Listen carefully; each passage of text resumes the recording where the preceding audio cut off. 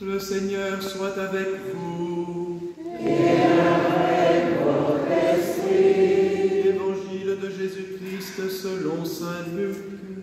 Gloire à toi, Seigneur.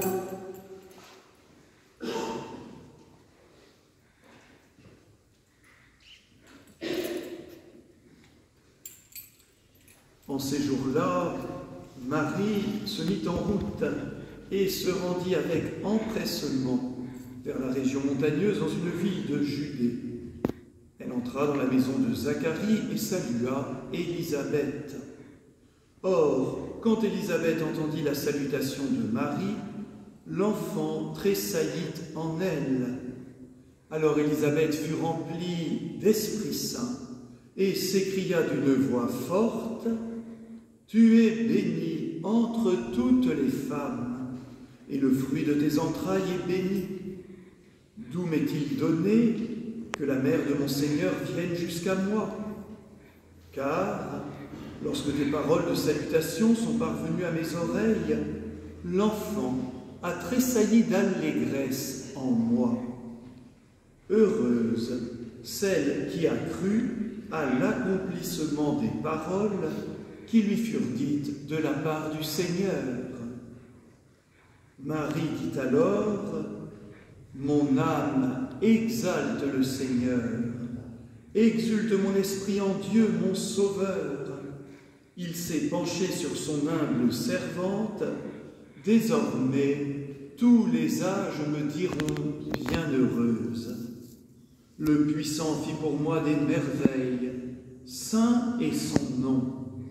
Sa miséricorde s'étend d'âge en âge sur ceux qui le craignent. Déployant la force de son bras, il disperse les superbes. Il renverse les puissants de leur trône, il élève les humbles. Il comble de bien les affamés, renvoie les riches les mains vides.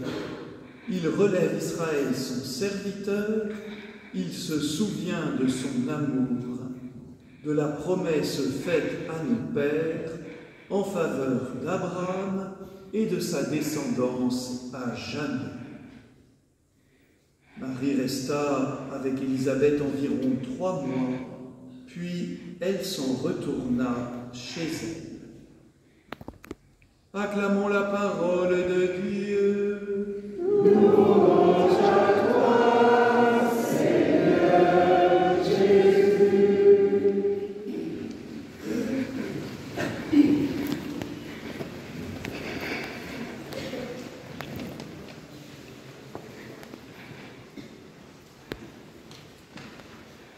Que fêtons-nous à l'Assomption? Pourquoi Marie est-elle ainsi honorée par le peuple catholique? Et puis, en quoi sommes-nous, nous aussi, concernés? L'Assomption, c'est un terme qui ressemble à ascension, mais l'Assomption, ça veut dire être assumé par quelqu'un. La Vierge Marie, au terme de sa vie terrestre, eh bien, a été assumée, prise en charge directement eh bien, par son Fils ressuscité, Jésus le Christ, qui l'a fait passer corps et âme à la gloire du ciel. Alors évidemment, d'un certain côté, il s'agit bien d'une mort. La Vierge Marie est morte. Elle est morte à cette vie terrestre. Mais par grâce de Dieu, dans le mouvement même de la résurrection de Jésus, dans le mouvement même de Pâques, eh bien cette mort a été un transfert, pourrions-nous dire, une élévation au ciel, corps et âme, voyez, sans les signes qui continuent d'entourer notre propre mort, signes de tristesse et de deuil. Il n'y a rien eu de cela pour la Vierge Marie, mais directement la gloire du ciel. Alors c'est un don de Dieu, c'est une grâce de Dieu qui est venue, pourrions-nous dire, couronner toutes les grâces eh bien, que Dieu a données à la Vierge Marie au long de sa vie. Marie est comblée de grâce. Toutes les générations me diront bienheureuse. Eh bien, c'est cela que l'Église catholique fête à travers toute sa liturgie, à travers son culte marial, elle accomplit la parole même de l'Évangile. Désormais, tous les âges me diront bienheureuse. Et dire la Vierge Marie bienheureuse, c'est pas le dire une fois comme ça, du bout des lèvres. C'est le dire tout au long du cycle des fêtes liturgiques qui lui sont dédiées. C'est lui dire dans la prière du « Je vous salue Marie », c'est lui dire à travers toute la prière que le peuple catholique fait monter vers elle pour qu'elle intercède pour nous. Autrement dit, tout le culte de la Vierge Marie est contenu en germe dans cette parole même de l'Écriture, cette parole même de la Vierge Marie portée par l'Esprit Saint. Désormais, tous les âges, toutes les générations, tous les peuples me diront, me chanteront bienheureuse. Alors Marie, comblée de grâce, n'est pas seulement à la fin de sa vie, bien sûr. On pourrait dire que toute sa vie a été précédée, portée par la grâce de Dieu. Elle a été choisie dès le sein, portée par Sainte Anne, pour être la mère du Sauveur. Nous disons dans la fête de l'Immaculée Conception qu'elle a été préservée par une grâce particulière de la marque du péché originel, de cette sorte de pollution qui nous atteint tous. Dieu n'a pas voulu que la Vierge Marie soit marquée de ses péchés de l'origine. Il l'en a préservée, il l'en a protégée.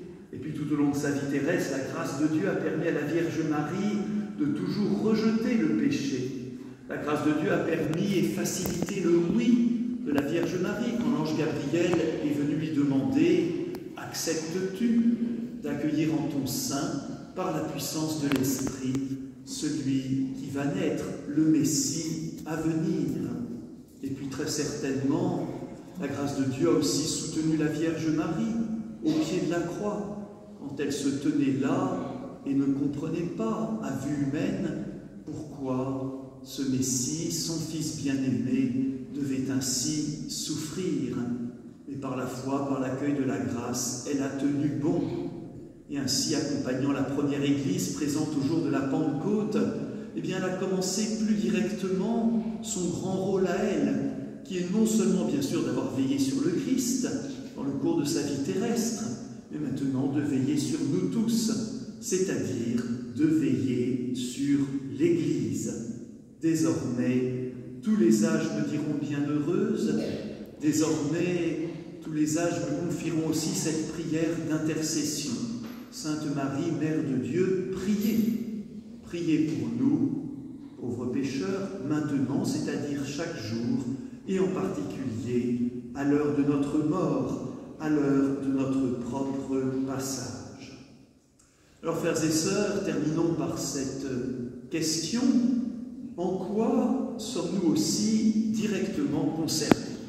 Car après tout, nous pourrions dire, oui, nous nous réjouissons de contempler l'œuvre de Dieu en Marie, oui, nous l'admirons, oui, nous la louons, oui, nous la chantons, très bien, mais notre admiration pourrait rester comme lointaine, et surtout notre admiration pourrait ne pas faire le lien avec notre propre vie.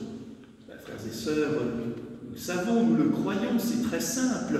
Tout ce qui est donné à la Vierge Marie par anticipation, nous est promis.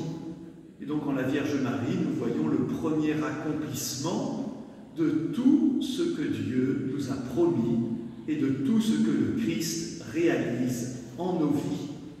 L'Assomption, c'est la résurrection de Marie. C'est, j'ai envie de dire, la preuve de notre propre résurrection à venir, même si pour nous elle se fera par étapes. Pour la Vierge Marie, elle est déjà accomplie, et déjà en la contemplant, nous voyons notre propre résurrection, notre propre gloire. Et puis, en contemplant la Vierge Marie, nous nous rappelons ce grand écart étonnant entre la modestie, l'humilité de la vie terrestre de Marie et la gloire du ciel. Mais c'est pareil pour nous. Nos vies terrestres sont modestes.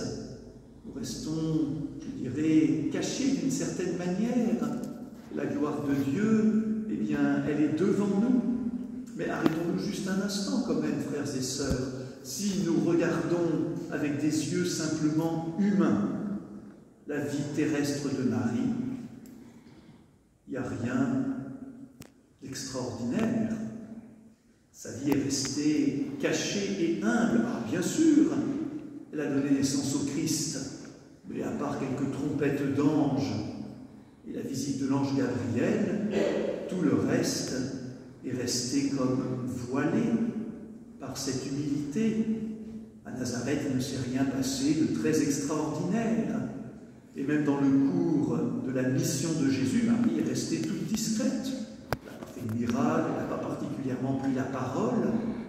Et vous voyez que dans cette humilité, eh bien, s'est construite cette gloire de Dieu.